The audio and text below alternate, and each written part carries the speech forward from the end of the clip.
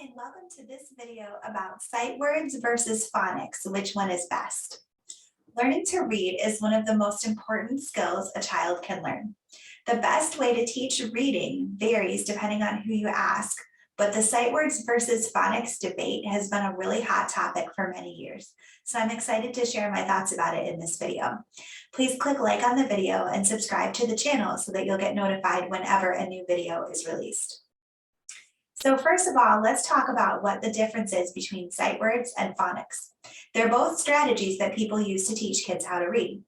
Sight word strategy focuses on whole words that kids are taught before they're exposed to letters and letter combinations. Sight words are also called sight vocabulary or high frequency words.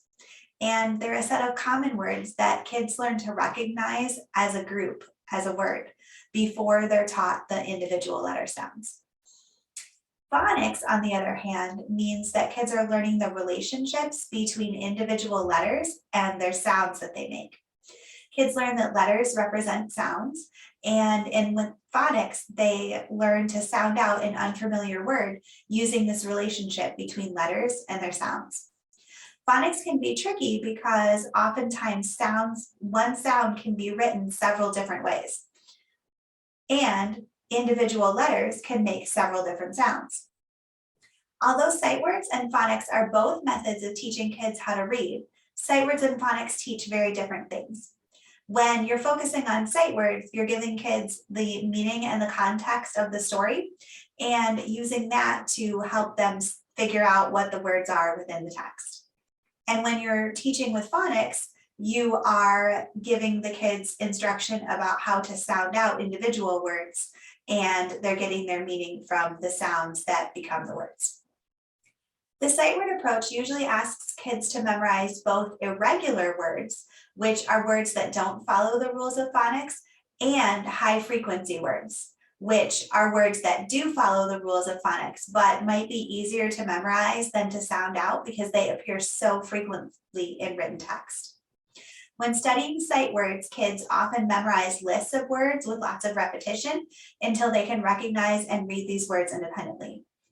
An example of this learning method is the Dick and Jane books, which were written in the 1930s and used until about the 1980s.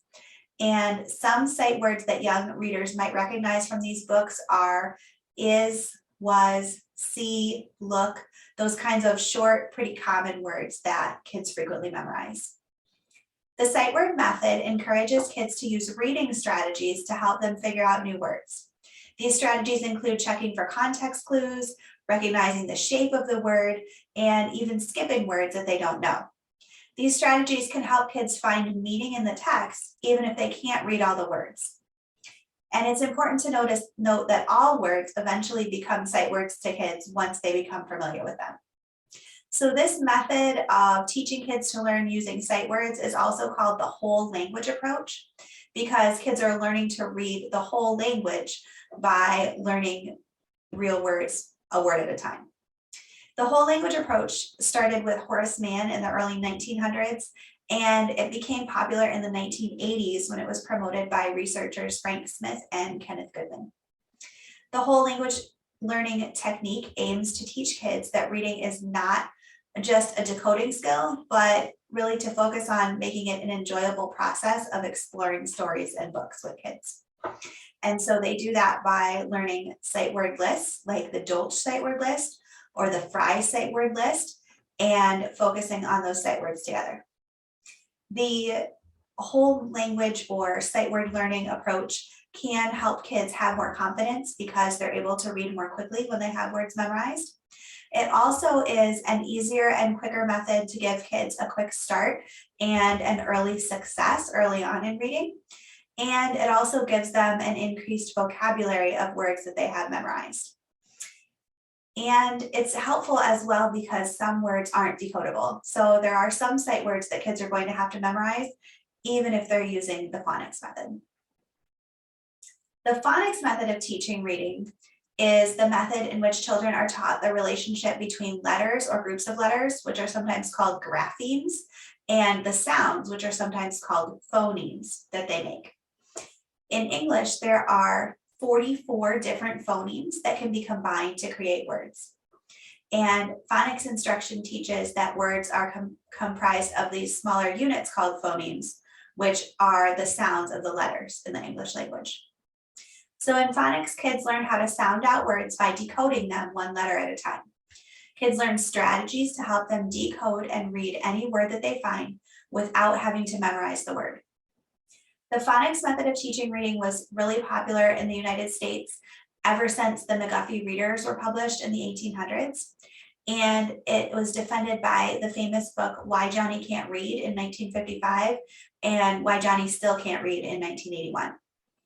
The phonics approach is backed by a lot of scientific research that shows that it really helps kids learn in an effective way, and that it gives them the skills that they'll need to be better readers long term. So there was a really important report in 2000 that came out from the National Reading Panel that showed that overall phonics is a more effective strategy for helping kids become strong readers than sight words.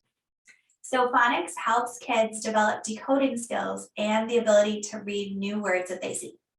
Phonics is not designed to help kids develop reading comprehension skills.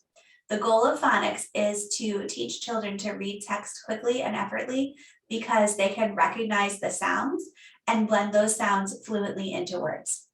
There are a lot of benefits of teaching phonics to kids, and it's really important that all kids that are learning how to read start with phonics first and have a strong foundation of phonics in addition to a little bit of experience with sight words. So one of the biggest benefits of teaching phonics is that it builds accuracy. Kids learn to focus on the word one letter at a time and to decode the word rather than just guessing based on context clues. This helps them to be more accurate when they're reading, and it helps them to learn skills so that they'll be able to learn new words faster. Phonics teaching also helps kids develop reading fluency because they're learning how to sound out new words faster, and that helps them to be able to read better and more fluently overall. Phonics teaches kids reading strategies so that they'll know what to do when they come to a new word. It also helps them recognize patterns in words and understand letter-sound relationships. And these strategies can be really helpful for kids when they come across a brand new word that they need to decode. When they're learning phonics, kids are understanding how to read, not just memorizing a bunch of words. A phonics-based approach also means that kids will have less to memorize. They will need to memorize just a few rules and the sounds of the letters or phonemes, and that's it. They won't have to memorize a large list of sight words. Phonics method is also backed by research. There's a lot of scientific research that shows that it's more effective at teaching kids how to read long-term.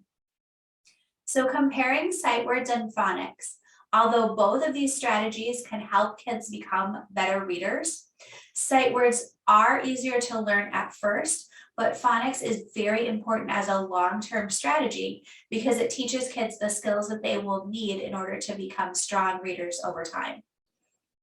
Sight words are considered easier to learn at first because they provide that meaning and context, but phonics is considered better for children overall because it helps them to really understand how to read and equips them with strategies that will help them be strong readers. However, both of these systems have their disadvantages. Teaching sight words alone doesn't teach kids how to sound out words, and teaching phonics alone won't work for those irregular words that can't be sounded out by using letter sounds or phonemes. Kids who struggle with sight word lists often have a hard time decoding new words and may struggle with more difficult reading materials. Phonics lessons can help kids develop a solid foundation of the strategies that strong readers use to figure out new words. This means that phonics is a more effective method for creating strong readers long-term, especially when taught in combination with memorizing lists of sight words as well. I hope this video helped to break down the big differences between sight words and phonics and explained what you need to consider when you're trying to decide how you're going to teach your child how to read. Please feel free to leave your comments about this topic.